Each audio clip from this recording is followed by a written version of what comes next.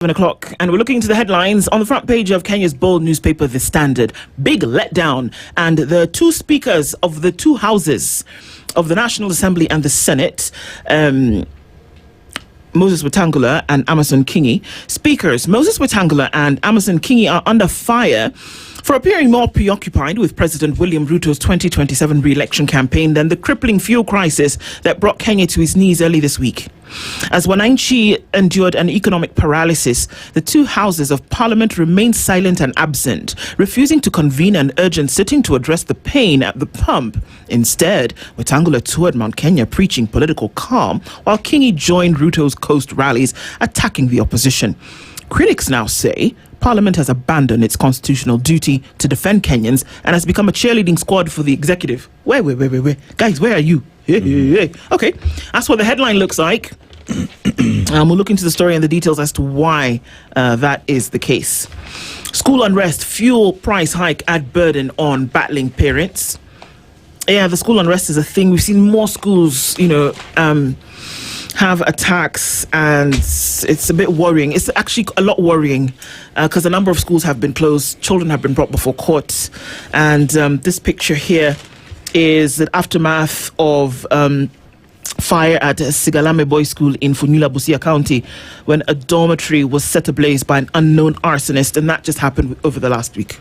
Okay, so we're looking at a lot happening in the eastern part of the country. Now we're seeing that spreading to the western part of the country. So yikes, doesn't look good. 12 schools, Taita Taveta County alone. And so now we see that who has ever dealt with the issues of school unrest? Rising cases of missing children raise alarm over safety, and that people are even saying, can I even let my child walk to the gates unattended? And the answer is no. No. Can you imagine that that's where we are right now? That where you would see children happily walking along and you know that somebody was going to protect them. Yeah. That we had community thinking and community coalescence to say, okay, guys, there's a child. I do not know their parent, but I have a responsibility as community member to make sure that they're okay, or to at least ask the question, where are you going and who are you going with? That doesn't happen. What are we finding? Children turning up dead. True. Eric Omondi told us about a child who fell into the river.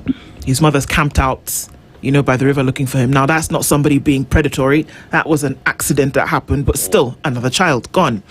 So, yikes, it doesn't look good. And for those we're seeing a lot more cases in terms of defilement. Yes. The deviant evil of taking a child's innocence has become more rampant. And it's interesting to note as well that a minor has been arrested for the murder of this 12-year-old girl that happened in Nakuru County over the last couple of days, where she was raped and she was hung by barbed wire and tossed into a plantation. Yes, I'm going to say the details because that is exactly what happened. And she was found Tuesday evening. And with that, a minor, a 16-year-old, has been arrested because he is said to be the last person who was around her. Okay. Yeah. That's happening. We're going to talk about this at 9 o'clock, where experts warn Kenya at Ebola risk amid weak border surveillance. Ebola is a body hemorrhage infection. The WHO suspects the outbreak has killed 139 people in DRC and Uganda. Virologists warn of poor monitoring and health workers' preparedness. Mm-hmm. Didn't expect that the Ebola was going to be out again, but there it is. 139 people in a very short period of time. DR Congo and Uganda have struggled with this considerably for years. Equatorial Guinea, Sierra Leone, parts of West Africa also suffered with this. Just a reminder, Ebola symptoms: high fever, severe weakness and fatigue, headache, muscle and joint pains, sore throat, vomiting, diarrhea, abdominal pain, unexplained bleeding and or bruising. The first 5 of those symptoms, you might think you have malaria, because that's what we're looking at, isn't it? High fever, severe weakness and fatigue, headache, muscle, joints and pains. And then we get into the sore throat and vomiting. So we're going to talk about Ebola 9 o'clock, but is it a source of concern? It is. House speakers put on a spot over being mute over raging fuel crisis. Yeah, they were not mute over other things, but this one doesn't look good. Central OCS steps aside as police investigate release of 64 suspects. Excuse me, please, I want you to hear the third and fourth word in that headline. Central OCS steps aside as police do what?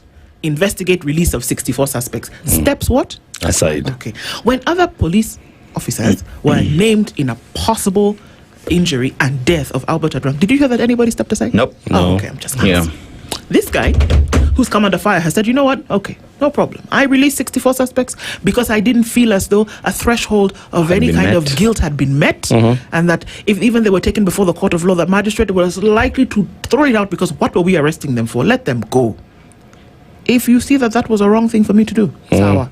Acha nika hapa, you guys figure out. You know what the OCS has done? It's just built a jurisprudence on what public officers should do when they're being investigated.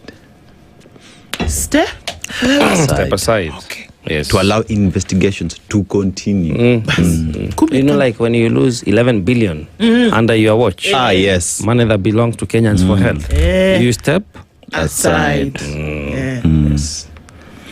When you lie about when G2G. grade 10 kids cannot be placed appropriately, and you're the one who is in charge of that whole system and Ministry of Education, you step aside. When you lie to Kenyans about infrastructure fund and divestiture, you step aside. When you promised us that G2G would work and it does not, you step aside. Imagine it can be done. Imagine somebody in Kenya who was in a position of authority has done what? Stepped aside. And even that one, what he did is not like against the Constitution. Imagine it's not imagine what he did is not contrary to the Constitution. He's just being compliant. He's being compliant. You guys are taking the Constitution, you're putting it through the ringers, you're painting it different colors, and you're still not stepping aside for any kind of anything to continue. And you see his consistency. The trumped up charges that would have been preferred against the guys who are arrested. He said they're not worth it. Let them go. Then he's charged himself, and he says, the law says, if I'm under investigation, holding a public office, I should step. The guy is very constitutional. Well done, OCS. Absolutely. You're turning the man into a hero. Yeah. And I love what Kenyans did. I think they went to the hospital. They went to the hospital and said, made sure kama he was kuna pingu toa. Kama hajakula tutamlisha. Gotta love it. Absolutely. Yes. Kenyans. New Kenya. You see, Kenya mpya. Here we are. It's coming. It's coming. 444 days. Yes. In case you were wondering, the fuel crisis, which people are supposed to be discussing, by the way, 7 days, today is day 4, has been put on the back burner. Okay. Because we're talking about the campaign for the president. Okay. That's taken center stage. So you guys were told that the price is going to come down after 7 days, and that if that doesn't happen, they're going to go back on strike. So you would imagine that people will hold up in offices, lock the door, burning the midnight oil, and say, oh, guys, let's crunch the numbers and see how we're going to figure this out. Because we care for Kenyans, and that we don't want Kenyans to have to suffer this thing, and that perhaps there's something we can do. This is the conversation that is supposed to be happening behind closed doors. But no! How about we stand on a couple of vehicles at the coast? I don't know. So maybe I'm just being whatever. It's possible that today the president is going to address the nation in about 2 hours. Okay. It's possible that he shall be telling us that maybe they had a midnight conversation with all of these people, or that they are going into a conversation. But then I have to ask myself, why does it take the president to come back after he has appointed people and they have the responsibility of sorting out this thing, but then he still has to come back and deal? Just ask him. Do as I say. Well, not as you're supposed to. Yeah, just wait. Did you say 8 o'clock? They said 8 o'clock, but let's say 9:30. I may wait. Yeah, let's wait. But you guys, wait and I mean, I also mnachosha president ametoka Azerbaijan, akona jet lag, and then mpeleka coast na hiyo joto. I mean, the guy should have at least left. So no, like yesterday or like today. But we don't have time. The days